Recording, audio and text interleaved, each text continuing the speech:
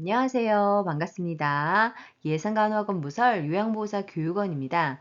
요양보호사 자격시험에 대비하여 자격시험을 분석해서 요점 정리를 해드리도록 하겠습니다. 이번 시간에는 필기 영역에서 가장 많이 출제되고 있는 요양보호 관련 기초지식에서 노인성 질환부터 피부계 질환에 대한 이론 강의를 해드리도록 하겠습니다. 준비되셨나요? 잘 들어요. 출발! 요양보호사 자격시험에 출제되는 문제에 대해서 분석해 드리도록 하겠습니다. 필기 영역은 총 35문제로 자격시험에서는 세부 교과목별로 문제 번호와 출제 문항수가 정해져 있습니다.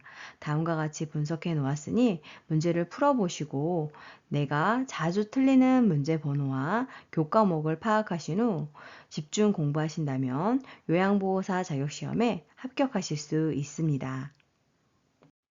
실기 영역은 총 45문제로 세부 교과목별로 문제 번호가 정해져 있습니다. 공부하실 때 내가 자주 틀리는 영역에 대해서 집중 공부해 주세요.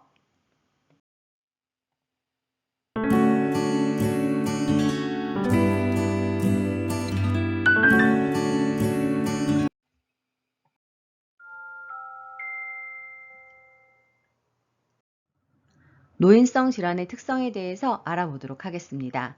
이 부분은 최근 국가고시에 4번이나 출제가 되었는데요. 중요하니 꼭 암기해 주셔야 하겠습니다. 노인성 질환의 특성의 첫 번째를 보시면 단독으로 발생하는 경우가 드물고 하나의 질병에 걸리게 되면 다른 질병을 동반하기가 쉬운 특징을 갖고 있습니다.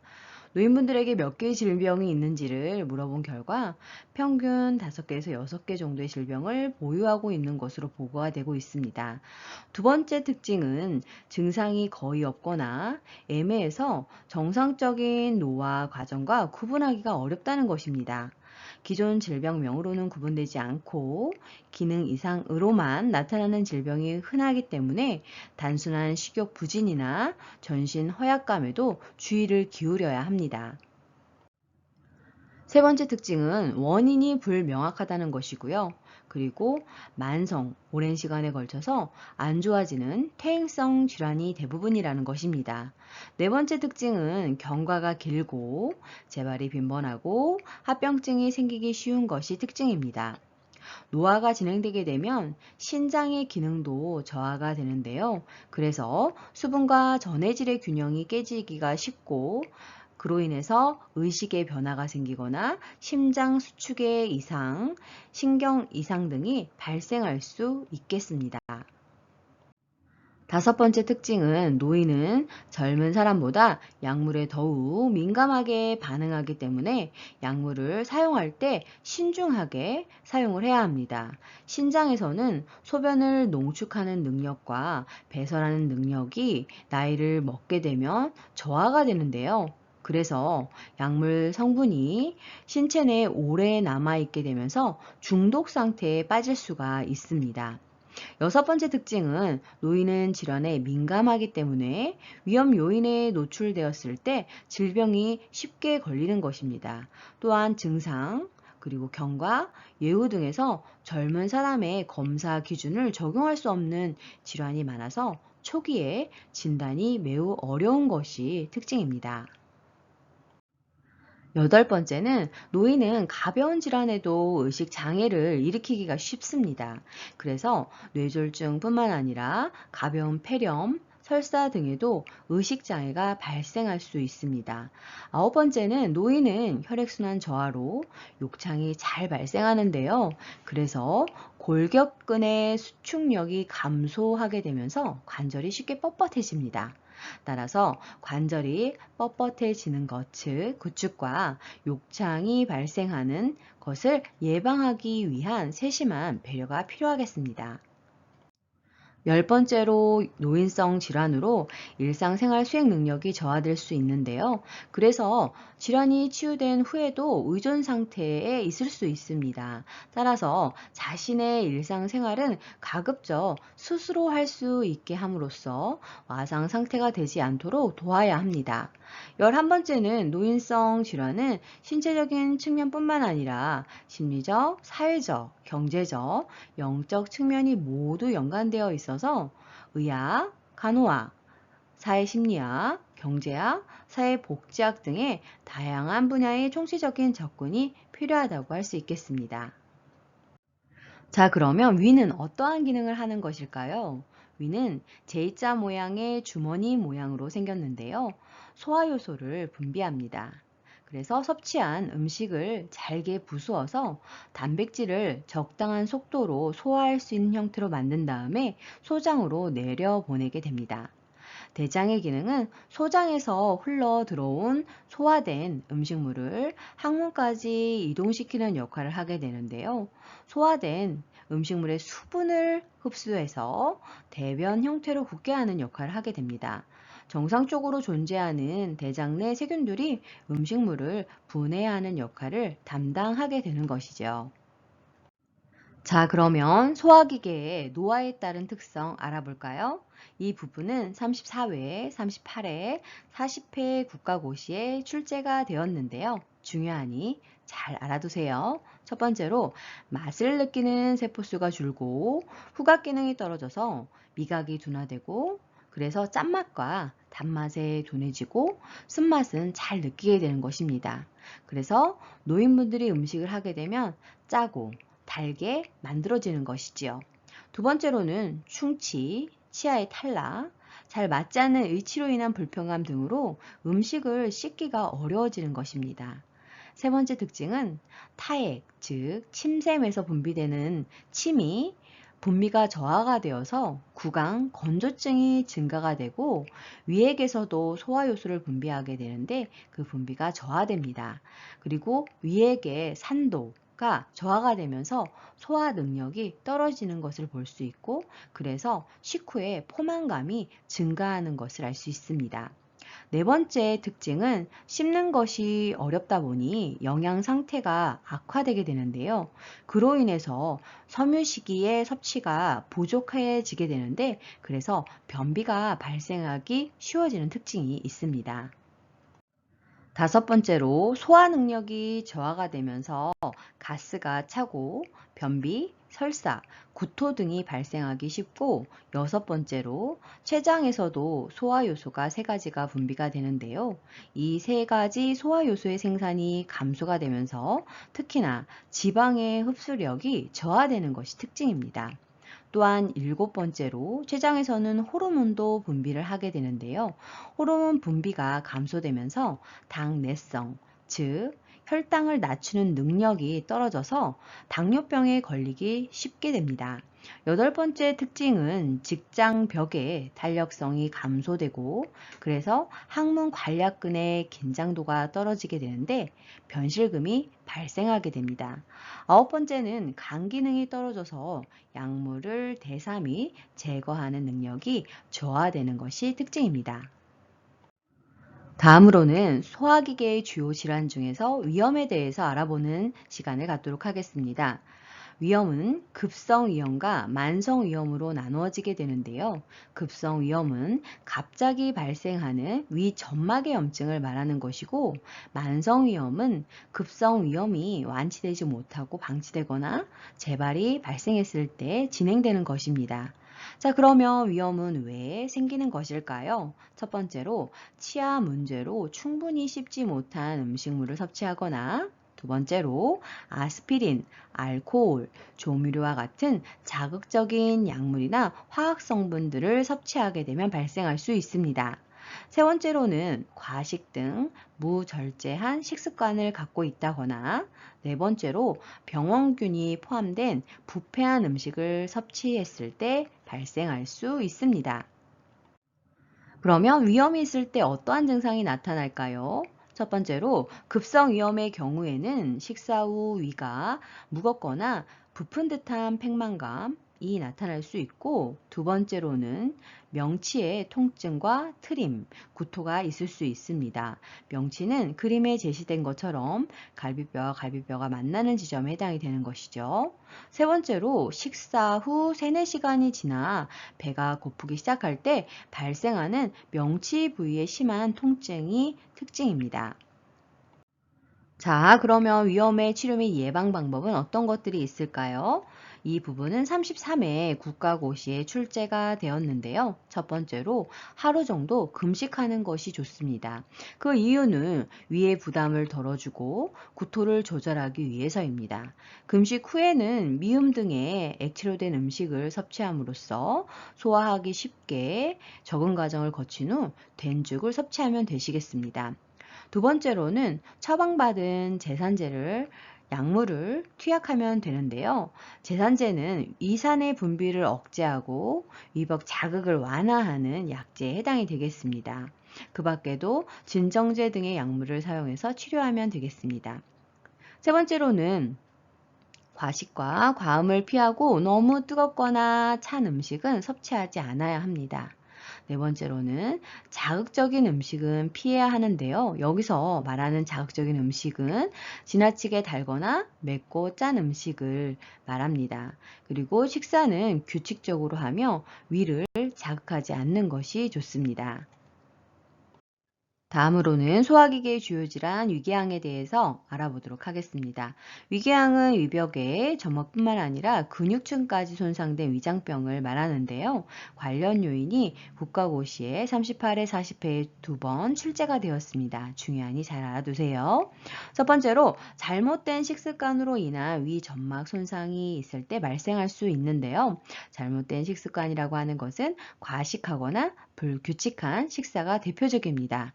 두 번째로는 스트레스를 받거나 세 번째로 담배, 알코올, 커피, 훈연 음식 등으로 인한 위가 자극을 받았을 때, 네 번째로 해열제, 진통제, 소염제의 잦은 사용으로 인한 위에 자극이 있었을 때, 다섯 번째, 위에서 분비되는 소화효소에 의한 위 점막이 손상됐거나 여섯 번째, 위 내 헬리코박터균에 의한 감염 시 발생할 수 있습니다. 위궤양의 증상에 대해서 알아보도록 하겠습니다. 이 부분은 38회 국가고시에 출제가 되었는데요. 증상을 살펴보면 속쓰림, 소화불량, 새벽 1~2시에 발생하는 속쓰림과 상복부 불편감이 있을 수 있고 심한 경우에는 위에 출혈, 위천공, 즉 위에 구멍이 생기는 것이죠. 그리고 위에 협착, 좁아지는 이러한 문제가 발생할 수 있습니다. 자, 그러면 위궤양은 어떻게 치료하고 예방할 수 있을까요? 이 부분은 40회 국가고시에 출제가 되었는데요. 첫 번째로 약물요법과 함께 식이요법, 충분한 수면과 심신 안정이 중요합니다. 두 번째로는 규칙적인 식사를 해야 하고, 세 번째로는 위궤양으로 진단된 후에는 절대적으로 금연을 해야 합니다. 그리고 네 번째, 진통제를 먹어야 할 경우에는 반드시 점막 보호제를 함께 복용함으로써 위가 자극되지 않도록 해야 하겠습니다. 다섯 번째로 위출혈이 있게 되면 검은 변을 보게 되는데요. 그리고 위천공, 위협착 등의 증상이 발생한 경우에는 지체 없이 병원 치료를 받아야 하겠습니다. 자, 그러면 위궤양을 치료할 때 금연을 해야 한다고 했는데요. 그 이유는 담배와 담배 연기에는 발암 물질과 유해 화학 물질이 포함되어 있기 때문에 위궤양을 좀 더 악화시키기 때문입니다. 다음으로는 소화기계의 주요 질환, 대장암에 대해서 알아보도록 하겠습니다. 대장암은 맹장, 결장, 직장에 생기는 악성 종양으로 대장의 가장 안쪽 표면인 점막에 발생을 하게 됩니다. 관련 요인을 살펴보면 대장에 용종의 과거력이 있거나 대장암의 가족력이 있거나 장기간의 궤양성 대장염이 있거나 매일 알코올을 섭취하거나 그리고 고지방, 고칼로리, 저섬유소, 가공 정제된 저잔혈식이를 섭취했을 때 발생을 하게 됩니다. 저잔혈식이라고 하는 것은 음식물을 섭취하고 난 다음에 남아있는 것이 적은 음식물의 형태를 말하는 것입니다. 대장암의 증상은 어떤 것들이 있을까요? 장 습관의 변화가 나타나는데요. 설사와 변비가 번갈아 가면서 동반되게 됩니다. 뿐만 아니라 장이 폐색되고 혈변을 보고 직장이 출혈이 있고 점액이 첨가된 변을 보게 됩니다. 세 번째로는 허약감이 있고 체중의 감소가 있으며 네 번째로 노인에서는 양성 종양이나 체질, 변비 등에서도 위의 증상이 나타날 수 있기 때문에 주의 깊은 관찰이 필요하겠습니다. 다음으로는 대장암 대상자의 식사에 대해서 알아보도록 하겠는데요. 이 부분은 32회, 37회 국가고시에 출제가 되었습니다. 첫 번째로 영양소가 골고루 들어있는 식품을 소량씩 규칙적으로 섭취를 해야 하고, 두 번째로 음식의 소화가 쉽도록 천천히 꼭꼭 씹어서 먹어야 합니다. 세 번째로 잦은 간식과 늦은 식사를 피해야 하며, 네 번째로 자극을 주는 찬 음식을 피해야 합니다. 다섯 번째로 음식을 싱겁게 먹어야 합니다. 여섯 번째로는 통곡식, 생채소, 즉 고섬유식, 생과일을 많이 섭취하는 것이 좋고, 일곱 번째로 동물성 식품의 섭취는 줄이고 식물성 지방, 즉 들기름, 참기름과 같은 지방을 섭취하시는 것이 좋습니다. 여덟 번째로 가공식품, 인스턴트 식품, 훈연식품 등은 피하는 것이 좋고, 아홉 번째로 하루에 6에서 8잔 정도 충분한 생수를 마시는 것이 좋습니다. 열 번째로 금연과 절주, 11번째로 소화에 도움이 되는 적당량의 운동을 하시는 것이 필요합니다. 다음으로는 소화기계의 주요 질환, 설사에 대해서 알아보도록 하겠습니다. 설사는 변 속의 수분량이 증가해서 물 같은 대변을 보는 상태로 배변량뿐만 아니라 배변 횟수가 증가하는 것을 의미합니다. 그러면 정상 배변 횟수는 어느 정도일까요? 주 3회에서 하루에 3회까지를 정상 배변 횟수로 보고 있습니다. 자, 그러면 설사를 치료 및 예방하는 방법에는 어떤 것들이 있는지 알아보도록 하겠는데요. 이 부분은 33회, 39회 국가고시에 출제가 되었습니다. 첫 번째로 의사의 처방에 따라 약물을 복용해야 하고, 두 번째로 심신을 안정하고 몸을 따뜻하게 해야 합니다. 세 번째로 음식물 섭취량은 줄이되 물은 충분히 마셔서 탈수를 예방해야 하고, 장 운동을 증가시키는 음식의 섭취는 피해야 합니다. 그러면 장 운동을 증가시키는 음식에는 어떤 것들이 있냐면 매운 후추, 카페인이 든 음료수, 술, 고섬유소, 고지방식에 해당됩니다. 그리고 다섯 번째로는 지사제, 즉 설사를 멈추게 하는 약이죠. 그런데 이것을 함부로 써서는 안 되고 반드시 의사의 지시가 있을 때에만 복용을 해야 합니다. 다음으로는 변비의 관련 요인에 대해서 알아보도록 하겠는데요. 이 부분은 35회 국가고시에 출제가 되었습니다.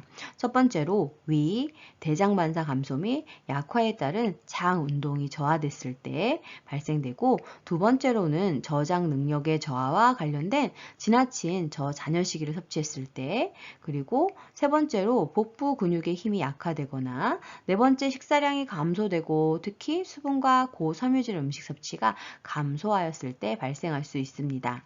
뿐만 아니라 다섯 번째, 하재를 남용함으로써 배변 반사가 저하됐을 때, 여섯 번째, 운동량 감소에 따른 장 운동이 저하됐을 때 발생할 수 있습니다.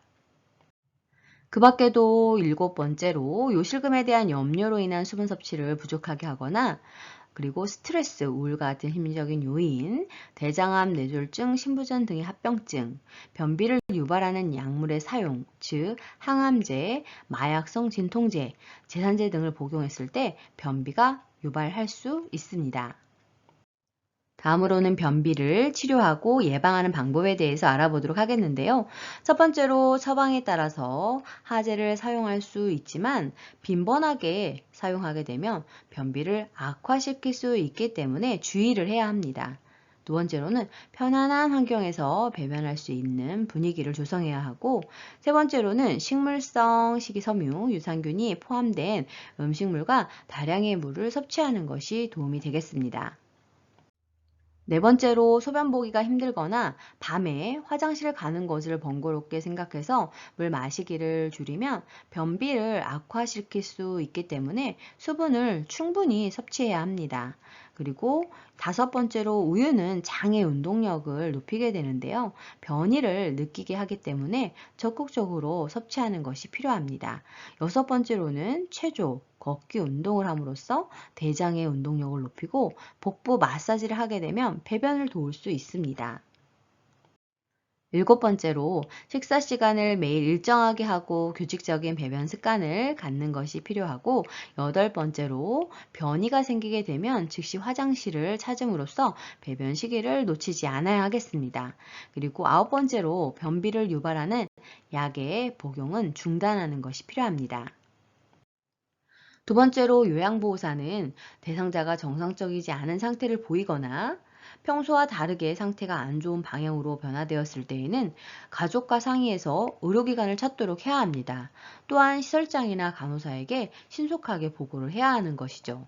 그 예로 살펴보면 식사량이 갑자기 감소하거나 대변이 콜라색을 띨 때, 그리고 속이 쓰리다고 하거나 오심구토를 할 때에는 먼저 가족과 상의하고 시설장이나 간호사에게 보고합니다. 이런 형태가 국가고시 36회에 출제가 되었기 때문에 잘 알아두셔야겠습니다. 세 번째로 변비인 대상자가 관장을 해달라고 요구하는 경우가 있을 수 있는데요. 관장은 간호사 등 의료인과 상의를 해야 합니다. 그 이유는 관장은 요양보호사의 일이 아니기 때문입니다. 그리고 대상자가 식사를 하지 않는 경우 운동 부족, 변비, 구강질환 등의 신체적인 이유와 불안, 슬픔, 본인의 취향에 맞지 않아서 등의 심리적인 이유가 있을 수 있기 때문에 가족과 상의하고 시설장이나 간호사에게 보고를 해야 합니다. 자, 그러면 호흡기계의 노화에 따른 특성에 대해서 알아보도록 하겠는데요. 이 부분은 최근 국가고시에 4번이나 출제가 되었습니다. 중요하니 잘 알아두세요. 첫 번째로 신체 조직 내에 수분의 함유량이 감소하게 되면서 코 속의 점막도 건조하게 되는데요. 이렇게 되면 공기를 효과적으로 흡입하지 못하는 상태가 됩니다. 두 번째로는 폐포의 탄력성이 떨어지고 폐의 순환량이 감소하게 되면서 폐 활량이 줄어들게 돼서 부족하니까 숨이 쉽게 차는 특성으로 변하게 됩니다. 세 번째로는 호흡 근육이 위축되고 근력이 약화되면서 호흡을 증가하게 됐을 때 쉽게 피로해지는 특성이 나타나게 됩니다. 또한 네 번째로 우리는 몸에 이물질이 들어오게 되면 그것을 제거해내는 능력, 즉 기침 반사와 손모 운동을 하게 되는데요. 이것이 저하됨으로 인해서 우리 몸에 들어온, 특히나 호흡기계로 들어온 미세물질들을 걸러내지 못하게 됩니다. 다섯 번째로 기관지 내 분비물이 증가하게 되는데, 걸러내지 못한 이 분비물로 인해서 호흡기계 감염이 쉽게 발생할 수 있습니다. 자, 그러면 호흡기계의 주요 질환, 독감에 대해서 알아보도록 하겠습니다. 독감은 다른 말로 인플루엔자라고 하는데요. 이 독감은 인플루엔자 바이러스에 의해서 생기는 감염병입니다. 주로 겨울철에 유행을 하며 고열과 함께 기침 등 호흡기 증상을 일으키는 것이 특징인데요. 이 독감에 대한 개념 정의를 설명하고 이게 어떤 질환이냐라고 물어보는 것이 국가고시에 2번이나 출제가 되었습니다. 중요하니 잘 알아두세요. 자, 그러면 독감은 어떨 때 많이 생길까요? 첫 번째로 인플루엔자 바이러스가 유행을 할 때, 감염이 되었을 때 발생 위험이 높아지게 되고, 두 번째로 급성 인플루엔자에 걸린 대상자가 기침이나 재채기를 할 때 분비되는, 즉 침방울, 호흡기 비말을 통해서 사람에서 사람으로 전파될 수 있습니다. 자, 그러면 독감에 걸렸을 때 어떠한 증상이 나타날까요? 이 부분은 국가고시에 출제가 된 적이 있는데요. 첫 번째로 갑작스러운 발열, 즉 38도씨 이상의 고열이 나타납니다. 두 번째로는 두통이 있을 수 있고 전신이 쇠약, 힘이 빠지고, 세 번째로 마른 기침과 인후통, 목젖 뒤에 부분, 그 부분이 굉장히 아프게 되죠. 그리고 네 번째로 코가 막히게 되고 근육통이 발생할 수 있습니다. 자, 그러면 독감의 치료 및 예방은 어떻게 해야 할까요? 이 부분은 40회 국가고시에 출제가 되었는데요. 첫 번째로 안정을 취해야 합니다. 두 번째로는 충분한 수분을 섭취해야 하는데요. 그 이유는 우리가 수분 섭취를 통해서 열을 떨어뜨릴 수 있고 탈수를 예방할 수 있고 그리고 우리 몸에 들어온 병균체를 약화시킬 수가 있습니다. 배출할 수 있습니다. 뿐만 아니라 세 번째로 해열 진통제나 처방받은 항바이러스제를 복용을 해야 합니다. 또한 네 번째로 매년 1회 예방접종을 해야 하는데요. 이를 통해서 우리는 인플루엔자 감염을 예방할 수 있습니다. 예방접종 주기에 관련한 것도 국가고시에 나오고 있기 때문에 외워두셔야겠습니다. 자, 다음으로는 호흡기계의 주요 질환 만성기관지염에 대해서 알아보도록 하겠는데요. 만성기관지염은 기관지가 만성적, 오랜 시간에 걸쳐 염증으로 인해서 기도가 좁아지고 그로 인해 숨쉬기가 힘든 질환을 의미합니다. 만성기관지염이 발생하는 관련 요인을 살펴보면 흡연을 많이 한 사람일수록, 매연에 노출된 사람일수록, 그리고 세균성 혹은 바이러스성의 감염이 되었을수록 만성기관지염에 걸릴 확률이 높아지게 됩니다. 그러면 만성기관지염의 치료 및 예방은 어떻게 해야 하는 것일까요? 이 부분은 국가고시에 2번이나 출제가 되었던 부분인데요. 중요하니 잘 알아두세요. 첫 번째로 심호흡과 기침을 함으로써 우리는 기관지 내에 있는 고여있는 가래를 배출시켜야 합니다. 두 번째로는 처방받은 거담제를 복용을 해야 하는데요. 거담제라고 하는 것은 우리 몸에서 만들어지는 그 가래를 삭히는 약인 거죠. 그리고 기관지가 좁아진 것을 확장시키는 기관지 확장제를 사용해서 가래를 묽게 하고 그리고 좁아진 기도를 넓혀주는 기능을 할 수 있도록 약물을 복용해야 합니다. 세 번째로는 지나치게 뜨겁거나 차가운 음식, 자극적인 음식은 기관지의 경련을 일으킬 수 있기 때문에 피해야 하겠고 그리고 소화가 잘 되는 음식으로 여러 번으로 나누어서 식사를 할 필요가 있습니다. 그리고 네 번째로 금연을 해야 하고 다섯 번째로 공기오염이 심한 지역에 사는 경우에는 가능한 한 오염된 공기에 노출되지 않게 해야 하며 공기청정제를 설치하거나 갑작스러운 온도 변화, 차가운 기후, 습기가 많은 기후에 노출되지 않게 함으로써 기관지 자극을 감소시켜야 하겠습니다. 그리고 호흡이 곤란할 때에는 앉은 자세를 취해주는 것이 도움이 되는데요. 반자위 파울러시 체이라고 하는 것은 45도로 앉은 자세를 말하게 됩니다. 다음으로는 호흡기계의 주요 질환 폐렴에 대해서 알아보도록 하겠습니다. 폐렴은 세균, 바이러스, 곰팡이, 화학물질에 의해서 폐 조직에 염증이 생기는 건데요. 그래서 폐렴이라고 하는 거죠. 폐렴에 걸리게 되면 기관지가 두껍게 되고 섬유화, 딱딱해지고 그로 인해서 폐로 산소를 흡수하는 능력이 감소하게 되는 질환입니다. 자, 그러면 폐렴은 어떨 때 잘 생길까요? 이 부분이 국가고시에 출제가 되었었는데요. 세균이나 바이러스에 노출됐을수록 두 번째로는 흡인성 폐렴이라고 해서 음식물이나 이물질이 기도내로 넘어가 기관지나 폐에 염증을 유발했을 때 발생할 수 있게 됩니다. 자, 그러면 폐렴의 증상에는 어떤 것들이 있을까요? 이 부분도 국가고시에 출제가 되었습니다. 첫 번째, 두통, 근육통이 발생할 수 있고 두 번째, 감기 정도의 가벼운 증상이 있을 수 있습니다. 세 번째로는 고열이 날 수 있고요. 기침, 그리고 흉통, 가슴 통증이 있고 호흡곤란, 그리고 화농성, 농이 있는 가래를 분비할 수 있습니다.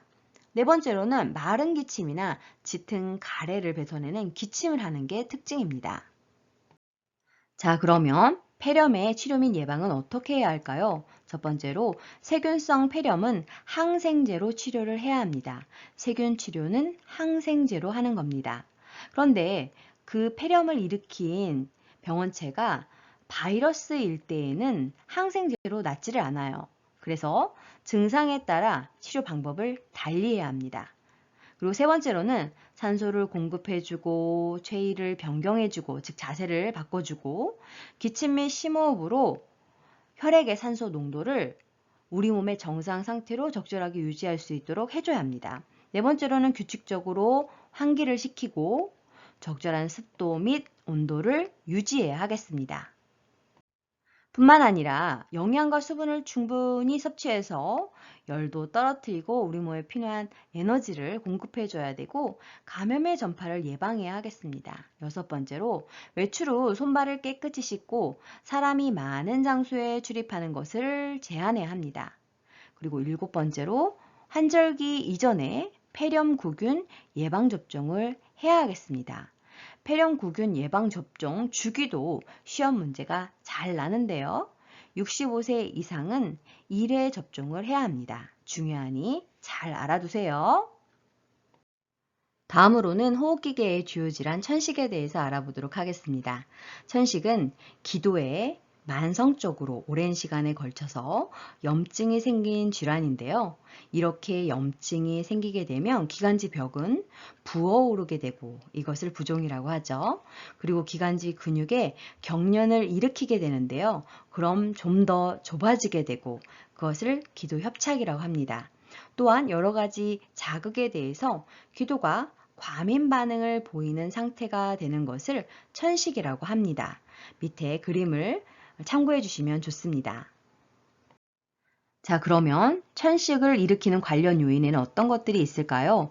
이 부분은 국가고시에 2번이나 출제가 되었던 부분입니다. 중요하니 잘 알아두세요. 첫 번째로 감기, 비염 등과 같은 염증이 있거나 흥분이나 스트레스, 긴장감이 있었을 때, 두 번째로 꽃가루, 진먼지 진드기, 강아지나 고양이 덜밀 배설물, 곰팡이에 의해서 발생할 수 있습니다. 세 번째로는 대기오염, 황사, 매연, 먼지 등의 자극 물질이 있거나 자극적인 냄새, 담배 연기에 의해서. 다섯 번째로 갑작스러운 온도나 습도의 차이, 차고 건조한 공기에 갑자기 노출하는 것, 기후 변화 등에 의해서 발생할 수 있습니다. 마지막으로 노화에 따른 폐기능 감소에 의해서도 발생 위험이 높아지게 됩니다. 자, 그러면 천식의 증상에는 어떤 것들이 있을까요? 이 부분은 32회 국가고시에 출제가 되었는데요. 첫 번째로 기침을 하게 되고 숨을 내쉴 때 쌕쌕거리는 호흡음이 특징입니다. 뿐만 아니라 호흡하기 어려운 호흡 곤란 상태가 되고 두 번째로는 점액의 분비량이 증가를 하게 됩니다. 그래서 가래를 효과적으로 배출해낼 수 없게 되는 거죠. 그리고 세 번째로는 가슴이 답답한 느낌이나 불쾌감이 있을 수 있고 네 번째로 기도 경련과 알레르기성 비염이 발생할 수 있습니다. 그래서 천식이 있는 대상자는 미세먼지, 황사 등이 심하면 바깥 활동을 줄이고 꼭 외출을 할 때에는 마스크를 착용해 줘야 하겠습니다. 자, 그러면 천식은 어떻게 치료하고 예방을 해야 할까요? 이 부분은 34회 국가고시에 출제가 되었는데요. 첫 번째로 호흡곤란이 심한 경우에는 운동을 할 때 30분 전에 기관지 확장제를 투여해서 기도가 좁아진 것을 넓혀서 호흡곤란이 발생하는 것을 예방해야 합니다. 두 번째로는 처방받은 약물을 정확하게 투여해야 하고 처방받지 않은 약물은 사용하지 않아야 하겠습니다. 세 번째로 담배, 벽난로, 먼지, 카페, 곰팡이를 피해야 하고 네 번째, 따뜻한 곳에서 추운 곳으로 가거나 갑작스러운 온도 변화를 피해야 하겠습니다. 다섯 번째로 적당한 휴식과 수면을 취해야 하고 여섯 번째로 스트레스와 불안을 줄여야 하며 침구류에 먼지나 진드기가 있을 수 있는데요. 이것을 없애기 위해서 뜨거운 물로 세탁을 하는 것이 좋습니다. 또한 일곱 번째로 매년 1회 인플루엔자 백신을 접종하고 65세 이후에는 1회 폐렴구균 백신을 예방접종을 해야 합니다. 제가 이 부분은 시험 문제가 출제가 된다고 말씀을 드렸지요. 중요하니 잘 알아두세요. 다음으로는 호흡기계의 주요 질환 폐결핵에 대해서 알아보도록 하겠습니다. 폐결핵은 결핵균이 폐에 들어가서 염증을 일으키는 질환인데요. 이 부분이 국가고시에 출제가 되었습니다. 폐결핵은 결핵균이 질병을 일으키는 겁니다. 자, 그러면 폐결핵을 일으키는 관련 요인에는 어떤 것들이 있을까요? 첫 번째로 결핵균의 호흡기 감염, 두 번째로 알코올 또는 약물 중독이 되어 있을 때 아무래도 위생관념이 떨어지다 보니까 발생 위험이 높아집니다. 그리고 세 번째로 영양 부족 등으로 인한 면역력이 저하되거나 네 번째로 당뇨병, 악성종양, 만성 신부전 등과 같은 만성 질병이 악화될수록 발생 위험이 높아집니다. 그리고 다섯 번째로 스테로이드와 같은 면역 억제제를 사용하게 되면 발생 위험이 높아지게 되고 이 부분이 38회 국가고시에 출제가 되었습니다. 자, 그러면 폐결핵의 증상에 대해서 알아볼까요? 이 부분은 38회 국가고시에 출제가 되었습니다. 첫 번째로 초기에는 대부분 무증상인데요. 그러다가 흉부 방사선 촬영, 즉 흉부 엑스레이를 찍다가 우연히 발견되는 경우가 많습니다.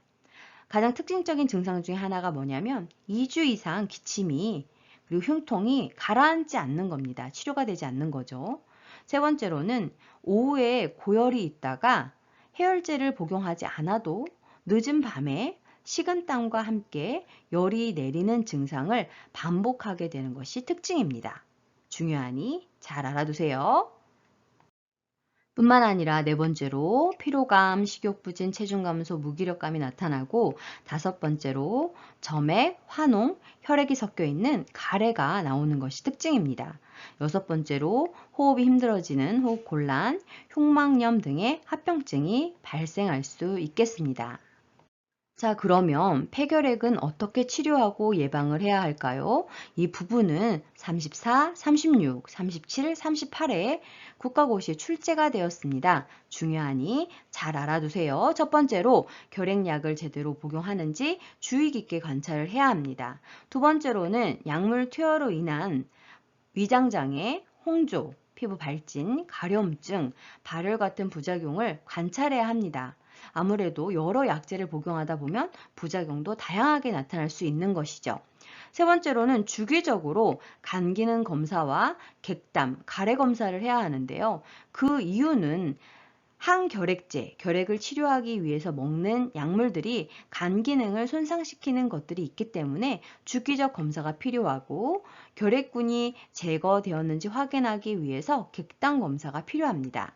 네 번째로 결핵은 감염성이기 때문에 접촉을 했을 때에는 흉부 방사선 촬영, 즉 엑스레이 검진을 하고 가래 검사를 통해서 조기에 발견하도록 하는 것이 필요합니다. 다섯 번째로 다른 사람에게 감염되지 않도록 기침 예절을 지켜야 하겠습니다. 자, 그러면 폐결핵 치료를 위한 약물 복용 방법은 어떻게 해야 할까요? 이 부분은 36회 국가고시에 출제가 되었는데요. 항결핵제는 결핵을 치료하는 약이죠. 그런데 이것은 한꺼번에 여러 약물을 먹어야 합니다. 그래서 양이 많게 되는 거죠. 그리고 뿐만 아니라 복용 기간이 굉장히 깁니다. 가장 짧은 기간이 최소 6개월인 거죠. 그런데 증상이 좋아지게 되면 환자분들이 처방된 항결핵제를 자의로 자기 스스로 중단을 하게 되는데요. 그렇게 하면 절대 안 됩니다. 자의로 중단을 하거나 줄여서 먹으면 안 됩니다. 처방된 기간에 충실하게 약물을 복용을 해야 하는데요. 그 이유는 그것이 결핵을 완치시키는 유일한 방법이기 때문입니다. 항결핵제를 불규칙적으로 먹거나 임의로 중단을 하게 되면 약제 효과가 미치지 않는 균들이 살아남아 몸에서 활발하게 증식을 하게 되고 치료가 실패로 돌아가서 결핵이 더욱 악화될 수 있고 심한 경우는 결핵으로 인해서 사망에 이를 수도 있겠습니다. 자, 그러면 결핵 감염 예방을 위한 기침 예절에 대해서 알아볼까요? 이 부분은 34회 국가고시에 출제가 되었는데요. 기침이나 재채기를 할 때에는 코와 입을 무엇으로 휴지나 손수건으로 가리고 만약에 없을 때에는 소매로 가리고 기침을 해야 하겠습니다. 왜냐하면 손으로 가리게 되면 손에 묻은 균이 다른 물건에 묻어서 결핵균이 전파되기 쉽기 때문에 반드시 소매로 가려야 하겠습니다. 이때 사용했던 휴지는 즉시 휴지통에 버리고 흐르는 물과 비누로 그리고 소독제로 손을 씻거나 물이 없을 때에는 알코올 제제를 사용해서 손을 씻어줘야 하겠습니다. 뿐만 아니라 호흡기 감염 증상이 있는 사람은 가급적 마스크를 착용을 해서 감염되지 않도록 해야 되겠으며, 일회용 마스크는 젖으면 필터링, 즉 걸러내는 능력이 떨어지기 때문에 바로 교환을 하고 재활용을 하지 않아야 합니다. 이 부분 또한 국가고시에 나왔으니 외워두세요.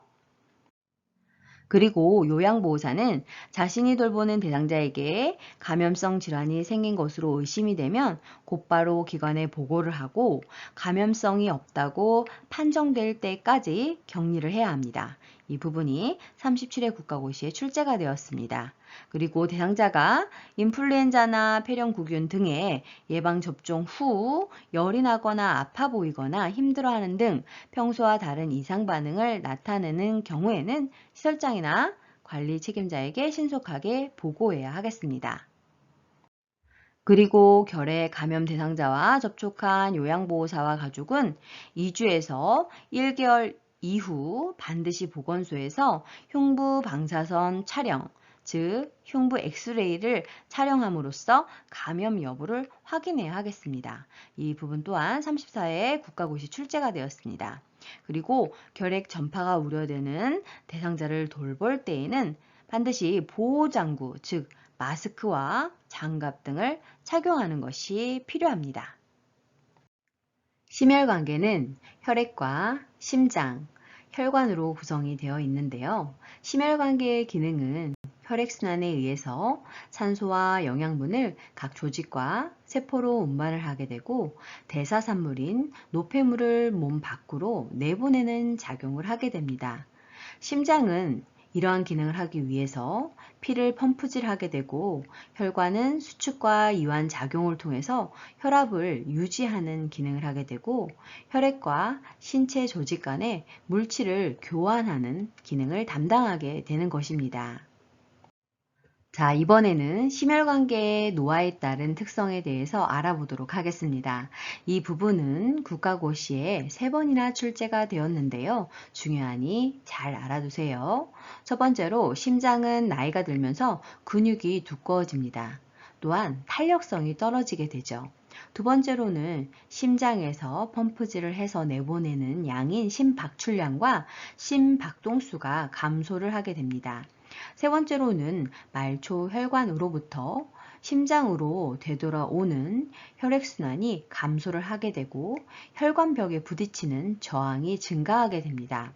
또한 네 번째로 누워있다가 갑자기 일어나거나 소변을 보기 위해 앉았다 일어나는 등의 체위 변화에 따라서 기립성, 저혈압이 발생하기도 합니다. 또한 다섯 번째로 정맥의 약화로 하지에 부종이 발생되고, 정맥류라고 해서 혈관이 구불구불해지고 튀어나오는 변화가 나타나게 됩니다. 또한 항문에 치질이 생기기도 하죠. 자, 그러면 심혈관계의 주요 질환 중에서 고혈압에 대해서 알아보도록 하겠습니다. 혈압은 심장에서 품어내는 혈액이 혈관벽에 미치는 압력을 의미하는데요. 이때 최고 혈압은 심장에서 피를 짤 때의 압력을 의미합니다. 이것을 수축기 혈압이라고 하는 것이죠. 그리고 최저 혈압은 심장이 늘어나면서 피를 가득 담고 있을 때의 압력인데요. 이완기 혈압이라고 하게 됩니다. 이러한 혈압은 여러 가지 요인에 따라 변화가 나타나게 되는데요.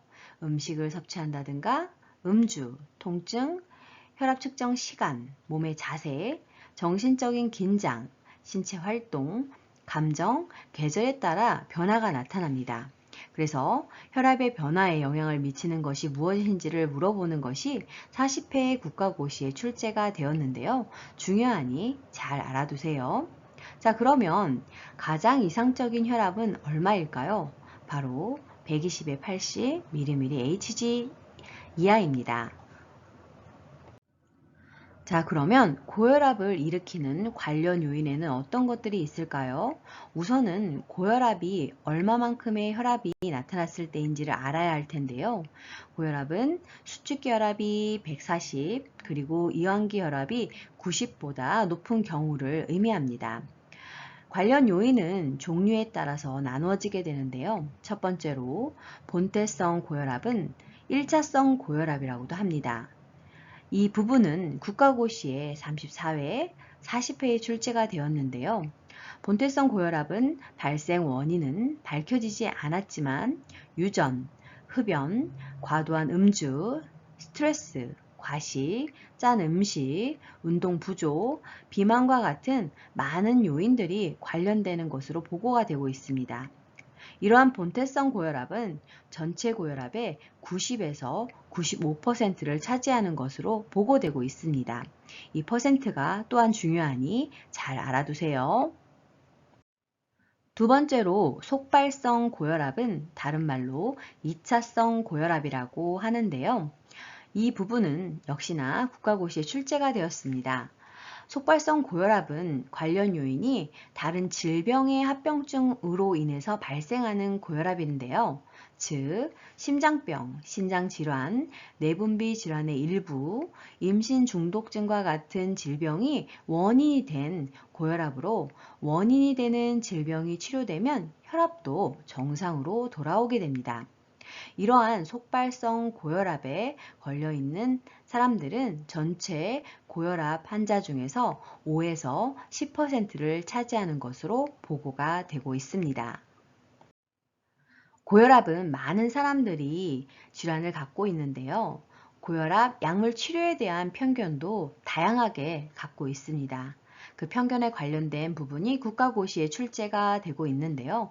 첫 번째를 보시면 증상이 없으면 치료하지 않아도 된다라고 알고 있습니다. 그렇지 않죠. 증상이 없어도 혈압이 높으면 치료를 해야 합니다. 그리고 두 번째 편견은 두통 등의 증상이 있을 때만 약을 먹는다라고 알고 있는데 보통 고혈압은 증상이 없는 경우가 대부분이기 때문에 의사의 처방이 있으면 계속 약을 먹어야 합니다. 역시나 국가고시에 출제가 되었죠.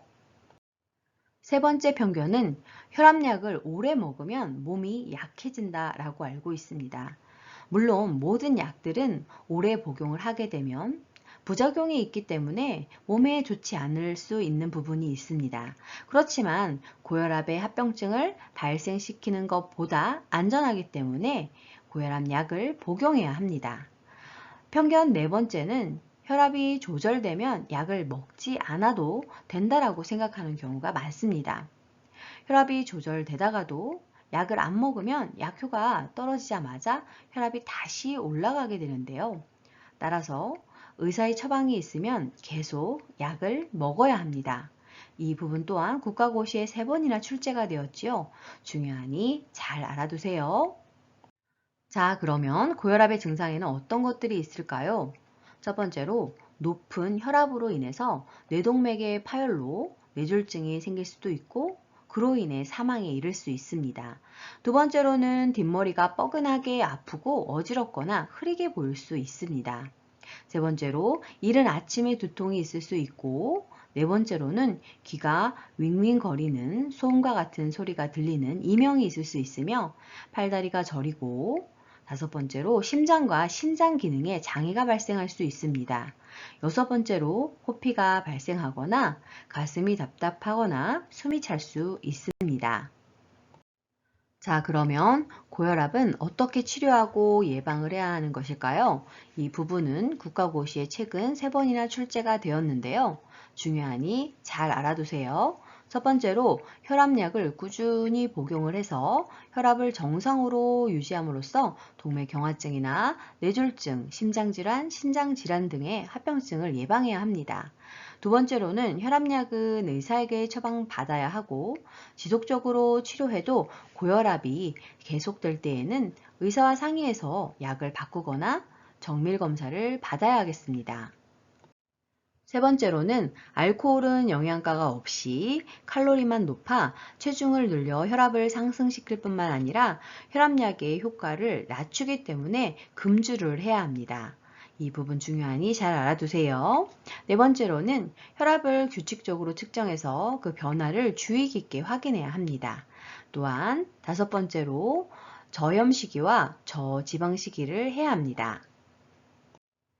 여섯 번째로 스트레스는 혈압을 상승시키기 때문에 정신적인 안정과 즐거운 마음을 유지하는 것이 필요하고, 일곱 번째로 심장에 무리가 없는 적당한 운동을 규칙적으로 하면 동맥경화증을 예방하고 심장 기능을 향상시킬 수가 있습니다.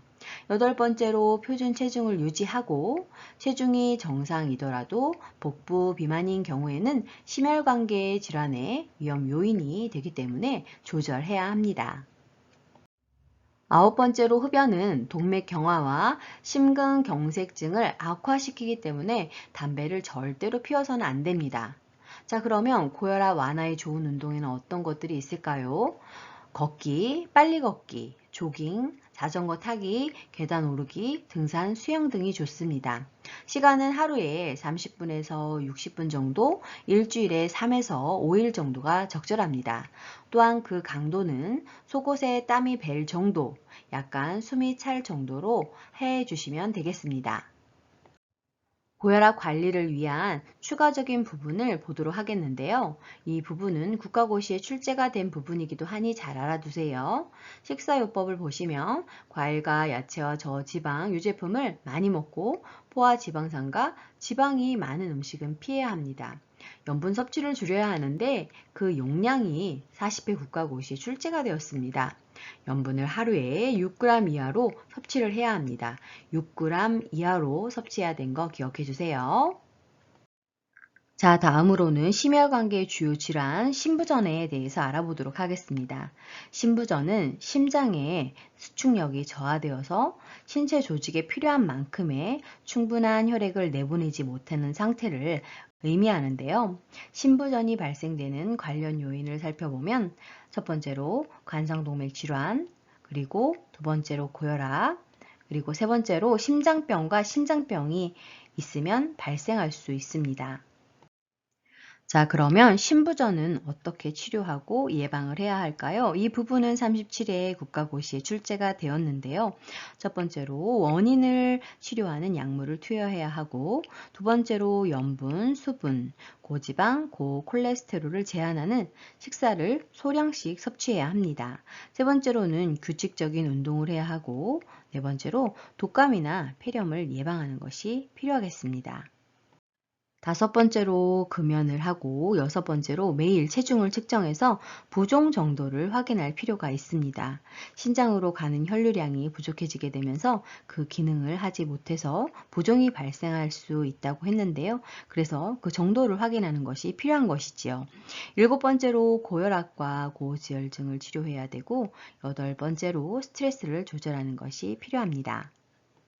다음으로는 심혈관계의 주요 질환, 빈혈에 대해서 알아보도록 하겠습니다. 32회, 38회 국가고시에 빈혈에 대한 정의를 물어보고 이것이 무엇이냐 고르는 것이 문제가 출제가 되었는데요. 빈혈이라고 하는 것은 적혈구나 헤모글로빈이 부족을 해서 혈액이 몸에서 필요한 만큼의 산소를 공급하지 못하는 상태를 의미합니다. 보통 노인에게서는 철분이 부족해서 생기는 빈혈이 대부분인데요. 관련 요인을 살펴보면 위궤양, 십이장 궤양, 치질, 암 등 위장관에서 출혈이 되는 경우, 그리고 철분 섭취가 부족한 경우, 그리고 철분의 흡수에 문제가 있는 경우에 빈혈이 발생하게 됩니다. 그러면 빈혈은 어떻게 치료하고 예방을 해야 할까요? 이 부분은 35회 국가고시에 출제가 되었는데요. 첫 번째로 철분제와 철분의 흡수를 돕기 위한 비타민 C, 즉 오렌지 주스를 함께 복용하는 것이 좋습니다. 그리고 두 번째로는 식사 시 철분 섭취를 늘리고 출혈을 일으키는 문제가 있다면 의사와 상의할 필요가 있겠습니다. 그리고 대상자가 가슴 통증, 즉 흉통. 흉통은 앞에서도 설명드렸던 것처럼 관상동맥이 좁아져서 심장에 산소 공급이 충분하지 못할 때, 즉 협심증일 때 나타나는 증상인데요. 38회 국가고시에 문제가 출제가 되었습니다. 심혈관계 주요 질환의 증상으로 흉통에 대한 것이 문제가 났던 것이죠. 그래서 대상자가 흉통이나 호흡 곤란, 가슴 주변의 통증을 호소할 때에는 생명과 직결된 문제이기 때문에 최대한 빨리 조치를 해야 하는데요. 그래서 우선 가족과 상의하고 설장이나 관리 책임자에게 신속하게 보고하는 것이 필요합니다. 보통 심혈관계 문제를 가진 대상자는 불안해하고 걱정스러워하기 때문에 최대한 안정적이고 편안하게 대해주는 것이 좋겠습니다. 자, 그러면 근골격계의 노화에 따른 특성에 대해서 알아보도록 하겠습니다. 이 부분은 36회, 39회 국가고시에 출제가 되었던 부분인데요. 중요하니 잘 알아두세요. 첫 번째로 추간판이 오그라들어서 키가 줄어듭니다. 추간판이라고 하는 것은 척추뼈 사이에 있는 탄력성 있는 연골인데요. 이 부분이 나이를 먹게 되면 오그라들어서 키가 줄어들게 됩니다. 두 번째로는 등뼈가 굽어서 머리를 낮추면서 가슴을 향하여 보게 되는 특징이 있고, 세 번째로는 뼈의 질량 감소로 골격이 작아지고 약해져 작은 충격에도 골절되기 쉬운 특징을 갖게 됩니다. 이러한 상태를 골다공증이라고 하는 것이죠.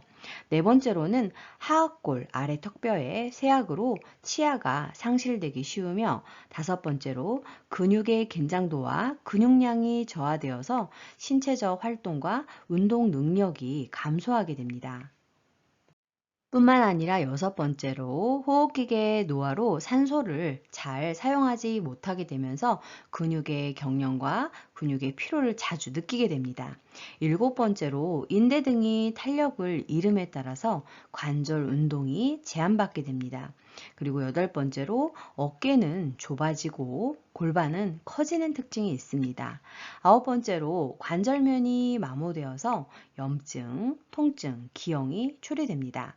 열 번째로 팔다리의 지방은 감소하게 되고 엉덩이와 허리의 피하 지방은 증가하게 되면서 노인 특유의 체형을 보이는 것이죠.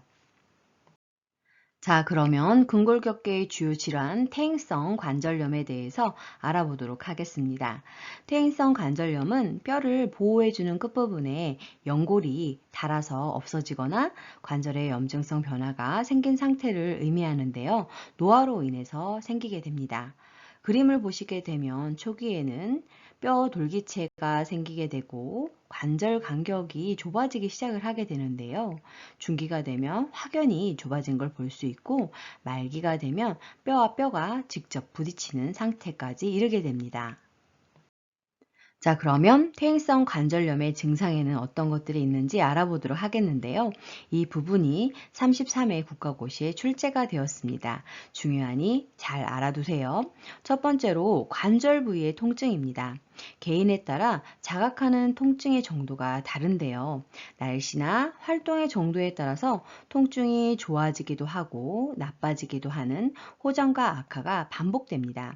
아침에 일어나면 관절이 뻣뻣해져 있는 경직 현상이 있게 되는데, 일반적으로 30분 이내에 풀어지게 됩니다. 그리고 계단 오르기라든가 장거리 걷기, 등산 등의 활동으로 관절을 많이 사용할수록 통증이 심해질 수 있는 것이 특징입니다. 자, 그러면 퇴행성 관절염의 치료 및 예방 방법에는 어떤 것들이 있을까요? 이 부분은 39회 국가고시에 출제가 되었습니다. 중요하니 잘 알아두세요. 첫 번째로 약물 치료를 해야 합니다. 두 번째로 온냉요법, 마사지, 물리치료를 통해서 통증을 조절할 수 있습니다.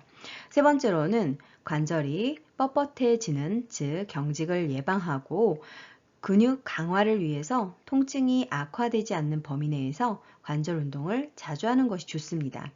네 번째로는 관절의 파괴가 심할 때는 수술을 하기도 합니다. 그리고 다섯 번째로 관절의 부담을 완화하기 위해서 우선 체중을 조절해야 합니다.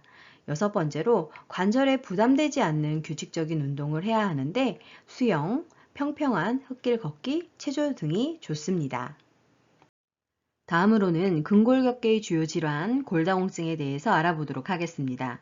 골다공증은 뼈 세포가 상실되고 골 밀도가 낮아져 골절이 발생하기 쉬운 상태인데요. 오른쪽 사진에 보시는 것처럼 정상인의 뼈에 비하여 골다공증 대상자의 뼈는 듬성듬성 구멍이 많이 나 있는 것을 볼 수 있습니다. 자, 그러면 골다공증의 관련 요인은 어떤 것들이 있을까요? 이 부분은 국가고시에 두 번 출제가 되었으니 중요하니 잘 알아두세요. 첫 번째로 여성이 폐경을 하게 되면 여성 호르몬이 부족해지게 되는데요. 이럴 때 골다공증의 위험이 높아집니다. 뿐만 아니라 골격이 약하고 저체중이거나 운동 부족, 갑상선 및 부갑상선 질환으로 인해서 칼슘의 농도를 조절하지 못하게 됐을 때 발생할 수 있으며 척추 골절 등 40세 이후 골절 경험이 있을수록 발생 가능성이 높아집니다. 이 외에도 영양 흡수 장애 및 칼슘 섭취 부족이 있거나 3개월 이상 부신 피질 호르몬 요법을 받거나 장기적으로 혈전을 예방하기 위해 사용되는 약물인 아스피린 또는 헤파린 등을 복용하게 되면 골다공증이 발생할 수 있습니다. 여덟 번째로 흡연, 음주, 카페인의 과다 섭취 시 골다공증이 올 수 있고 또한 젊었을 때 본인 체중의 10% 이상의 무리한 다이어트를 하거나 유전적인 요소가 있을 때 높아지게 됩니다. 자, 그러면 골다공증 시 치료 및 예방은 어떻게 해야 할까요? 이 부분은 32, 38, 40회 국가고시에 출제가 되었습니다. 중요하니 잘 알아두세요. 첫 번째로 칼슘의 충분한 섭취로 칼슘 부족에 의한 골다공증을 예방해야 합니다. 두 번째로는 의료기관에서 호르몬 치료를 받을 수 있습니다. 세 번째로는 저체중으로 인해서 발생할 수 있기 때문에 적당한 체중을 유지하는 것이 필요하고 그로 인해 네 번째로 근육과 뼈에 힘을 주는 체중에 실리는 체중 부하 운동을 하는 것이 좋고 그래서 걷기 운동이 좋습니다. 그 밖에도 다섯 번째로 음식과 약물로 비타민 D를 섭취할 수 있는데 이 외에도 햇볕을 쬐게 되면 피부에서 자외선을 흡수해서 비타민 D가 생성될 수 있습니다. 여섯 번째로 술은 성호르몬을 감소시키게 되고 그래서 뼈 생성을 억제하기 때문에 금주를 하는 것이 좋습니다. 또한 과음을 하게 되면 넘어지기 쉽고 영양 불균형으로 골다공증의 위험이 증가하기 때문에 금주하는 것이 좋겠습니다. 일곱 번째로 흡연을 하게 되면 여성 호르몬의 농도가 낮아지게 되는데요. 뼈가 약해지므로 금연을 하는 것이 좋습니다. 골다공증 대상자에게 골절이 잘 발생하는 부위는 지금 그림에 있는 것처럼 척추, 손목, 대퇴골에서 발생할 수 있습니다. 자, 그럼 앞에서 설명드렸던 햇볕을 보면서 비타민 D 합성을 돕는 방법에 대해서 추가적으로 알아보도록 하겠습니다. 오전 10시에서 오후 2시까지는 햇볕이 강렬하게 되는데요. 강렬한 자외선을 피하고 그 시간 전후로 해서 주에 2, 3회 정도, 팔다리 등에 30분에서 1시간 정도의 자외선을 쬐면 충분한 양의 비타민 D를 합성할 수 있습니다. 다음으로는 근골격계의 주요 질환, 고관절 골절에 대해서 알아보도록 하겠습니다. 고관절은 사진에 보시는 바와 같이 골반과 허벅지뼈, 즉 대퇴골에 연결되는 부위인 관절 부위, 그 부분을 고관절이라고 하게 되는데요. 강한 외부 힘이 작용을 해서 고관절 뼈가 부러지는 것으로 골다공증이 있는 노인이 낙상을 하게 되면 주로 발생되는 부위입니다. 자, 관련 요인을 살펴보도록 하겠는데요. 이 부분은 38회 국가고시에 출제가 되었습니다. 첫 번째로 고령, 그리고 하지 기능 부전, 시력장애, 골다공증, 저체중, 보조기 사용을 하거나 알코올 섭취 시 위험성이 높아집니다. 다음으로는 비뇨 생식기계의 노화에 따른 특성에 대해서 알아보도록 하겠습니다. 여성 노인과 남성 노인의 차이가 있는데요. 이 부분은 37회, 39회 국가고시에 출제가 되었으니 중요하니 잘 알아두세요. 첫 번째로 여성 호르몬이 감소하게 되면서 난소가 작아지게 되고 기능도 점차 감퇴됩니다. 두 번째로는 질벽이 얇아지고 탄력성이 적어지고 윤활 작용도 감소하게 되면서 성교가 어려워지고 그래서 성교를 할 때 통증이 있습니다. 그렇지만 성적 욕구가 감소되는 것은 아닙니다.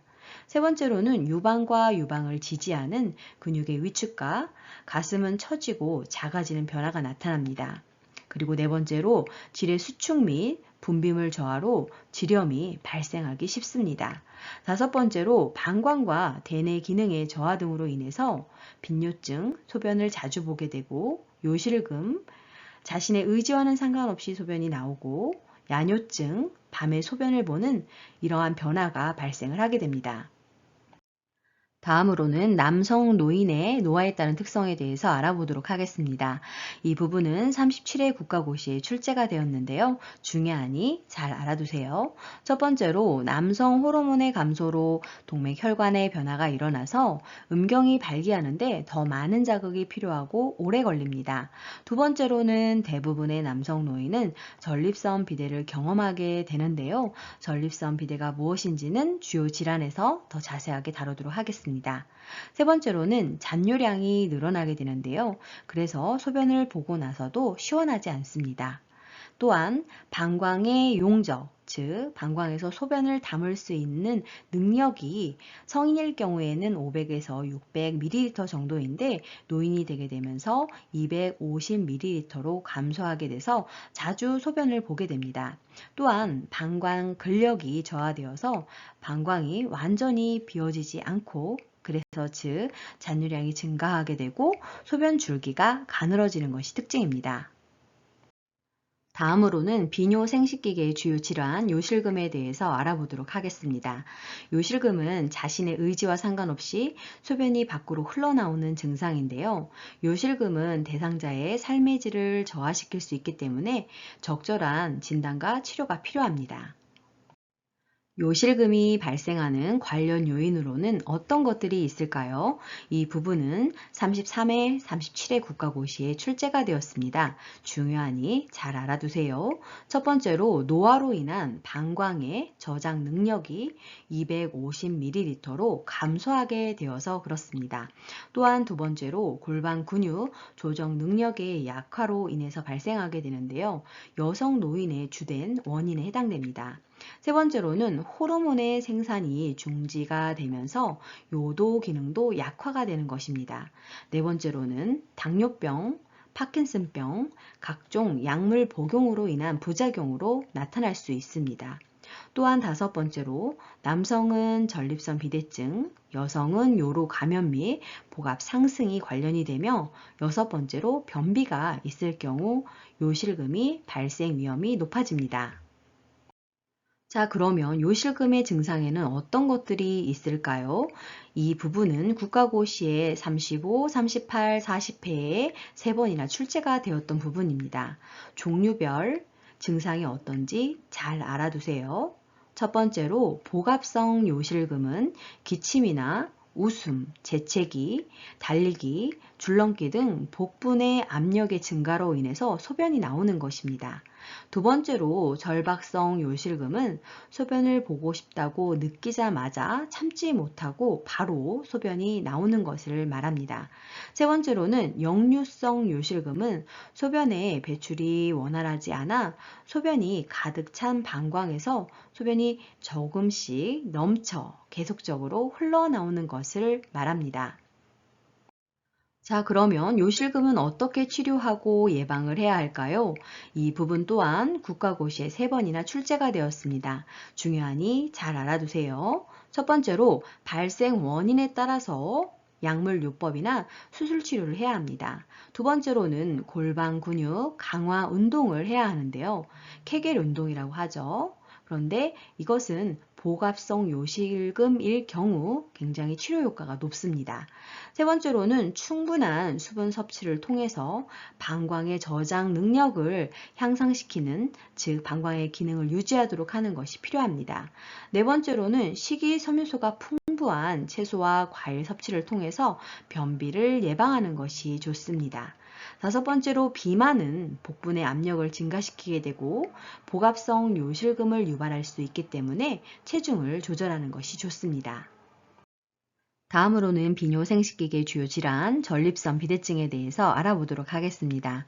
전립선은 남성에게만 있는 기관인데요. 밑에 그림을 보시게 되면 방광 아래에 위치를 하고 있고 요도를 감싸고 있습니다.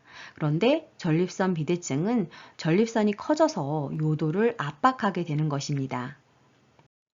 자, 그러면 전립선 비대증이 발생되는 관련 요인에는 어떤 것들이 있을까요? 이 부분은 국가고시 38회에 출제가 되었습니다.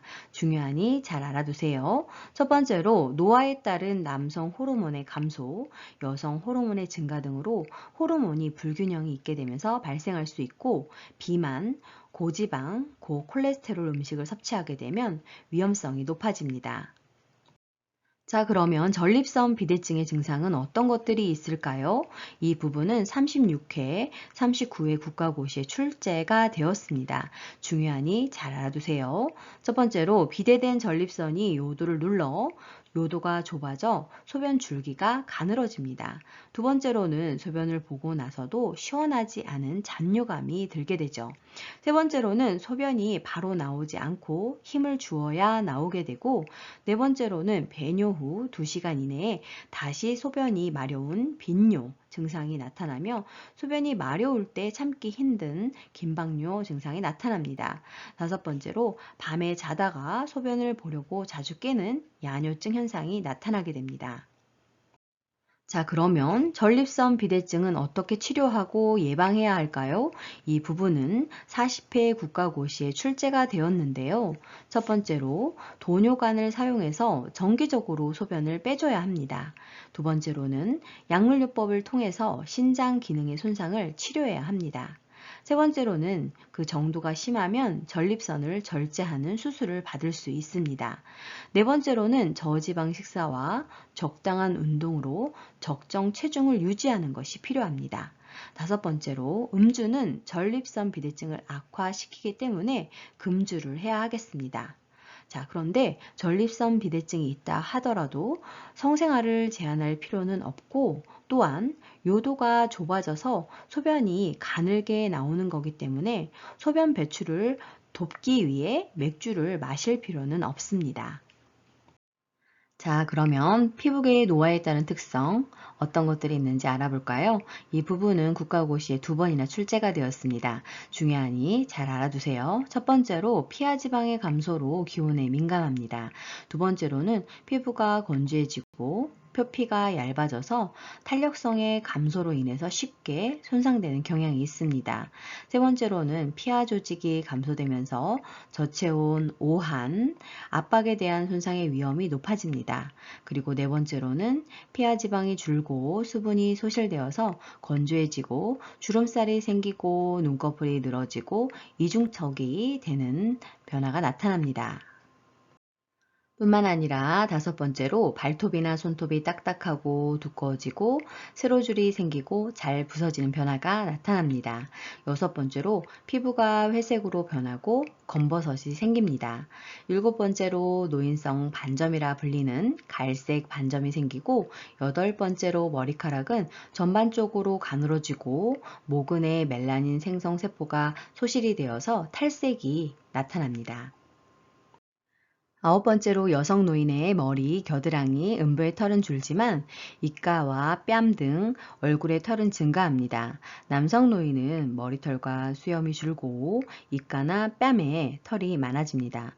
열 번째로 가려움증, 통증, 지각 이상 등의 증상이 흔하게 나타나고, 특히 노인들에게 특별한 원인 없이 지속됩니다. 노인의 각질층에는 수분 함유량이 적기 때문에 쇠양증은 밤과 겨울철에 더욱 심해집니다. 11번째로 상처 회복이 지연되고 궤양이 생기기 쉬운 변화가 나타납니다. 자, 다음으로는 피부계의 주요 질환 욕창에 대해서 알아보도록 하겠습니다. 욕창은 병상에 오래 누워있는 대상자의 후두부, 등, 허리, 어깨, 팔꿈치, 발꿈치 등 바닥면과 접촉되는 피부가 혈액 공급 받지 못해서 괴사되는 상태를 말하는데요. 똑바로 누워 지내는 대상자의 욕창 호발 부위를 그림으로 제시하였습니다. 보시면 각 부분이 욕창이 잘 생기는 부위입니다. 특히나 청골은 욕창이 특히 잘 생기는 부위가 되겠습니다. 자, 그러면 욕창을 발생시키는 관련 요인에는 어떤 것들이 있을까요? 이 부분은 국가고시에 최근 2번이나 출제가 되었는데요. 중요하니 잘 알아두세요.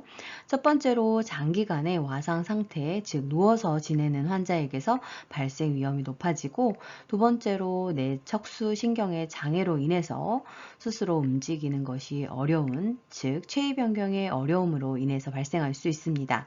세 번째로는 체중으로 압박받는 부위, 뼈가 튀어나온 곳에 가해진 지속적인 압력으로 인해서 발생할 수 있으며, 네 번째로는 영양 부족과 체중 감소, 근육의 위축, 피하 지방의 감소 등으로 인해서 피부와 뼈 사이의 완충지대가 감소해서 발생할 수 있습니다. 뿐만 아니라 요실금 및 변실금 등 습기로 인한 피부의 손상이나 미생물이 번식했을 때, 그리고 여섯 번째로 대상자를 잘못 들어 올리거나 침대에서 잘못 잡아 끌어 약한 부위의 피부가 벗겨졌을 때 발생 위험이 높아집니다. 자, 그러면 욕창의 증상에는 어떤 것들이 있을까요? 욕창은 4단계로 분류가 되는데요. 그 단계별 특징에 대해서 알아보도록 하겠습니다.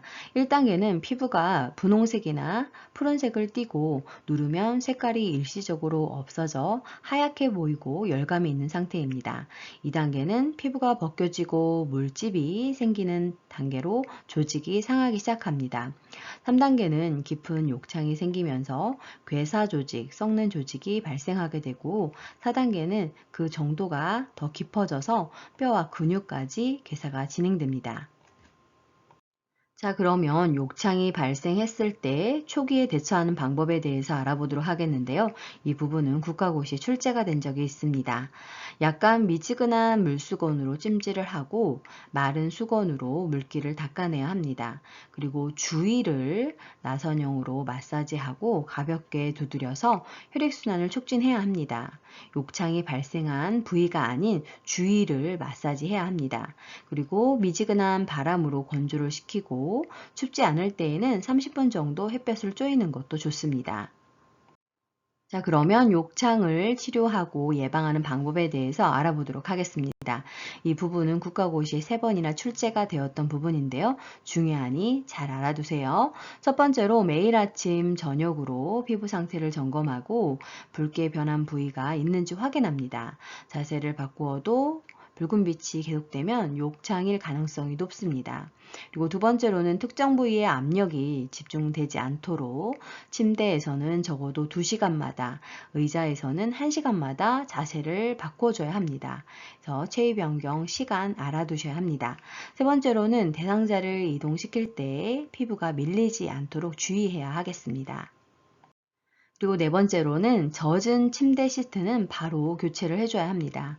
피부에 습기가 있거나 오염물질이 묻어 있으면 재빨리 부드러운 천이나 스펀지, 자극이 없는 비누, 미지근한 물을 사용하여 씻고 말려줘야 하겠습니다. 다섯 번째로 시트에 주름이 있으면 욕창이 더 잘 생기기 때문에 주름을 펴줘야 하겠습니다. 여섯 번째로 뼈 주위를 보호하고 무릎 사이에는 베개를 끼워서 서로 마찰이 발생하지 않도록 해줘야 하겠습니다. 일곱 번째로 신체의 약한 부위에 압력이 가는 것을 덜어줄 특수 매트리스와 베개를 대어주는 것이 좋고, 여덟 번째로 똑바로 누웠을 때 욕창이 가장 많이 생기는 청골 부위의 욕창 예방을 위해서 도넛 모양의 베개를 사용하는 경우가 있으나 이것은 오히려 압박을 받는 부위의 순환을 저해할 수 있기 때문에 사용을 삼가해야 하겠습니다. 아홉 번째로 뜨거운 물 주머니는 피부에 화상을 입을 수 있기 때문에 조심해야 합니다.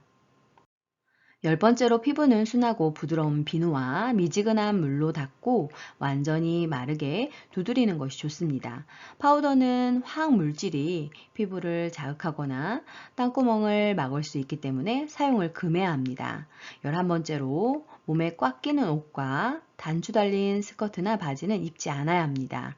12번째로 손톱에 긁히는 일이 없도록 손톱을 짧게 잘라줍니다. 13번째로 단백질 등의 영양분을 충분히 공급해서 상처가 치유되거나 예방되도록 하는 것이 좋습니다. 다음으로는 피부계의 주요 질환, 피부 건조증에 대해서 알아보도록 하겠습니다. 피부 건조증은 노화에 따라 피부 외층이 건조해지며 거칠어지는 현상인데요.